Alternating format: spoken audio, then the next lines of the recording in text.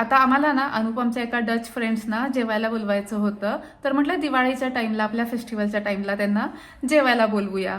तर तरी ऑलमोस्ट 1.5 महिना आहे, त्यामुळे म्हटलं आत्ताच त्यांना विचारूया कसं काय प्लॅनिंग आहे ते.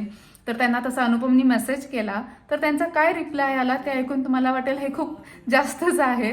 तर ते म्हटले की आमचं जानेवारीपर्यंतचं कॅलेंडर फिक्स आहे, त्यातले त्यांनी आम्हाला 2 डेट्स दिल्या जानेवारीच्या, आणि तुमच्या कन्व्हिनियंटनं तुम्ही ठरवा. जानेवारीचा मला रिमाइंडर लावायला पाहिजे 2 दिवस आधी की त्यांना आम्ही काय डेट दिलेली आहे त्या डेटच्या आधी, प्रिपरेशनसाठी किंवा लक्षात राहण्यासाठी की ते येणार आहेत. म्हणजेच काय, जे हे डच कल्चर आहे या लोकांचं सगळं प्री प्लॅन असतं. इव्हन वर्षाच्या ज्या सुट्ट्या असतात ते सगळ्या ते जानेवारीत अप्लाय करतात. त्यांचं पूर्ण वर्षाचं प्लॅनिंग झालेलं असतं, कुठं जाणार आहेत हॉलिडेला, वेकेशन प्लॅनिंग वगैरे केलेलं असतं.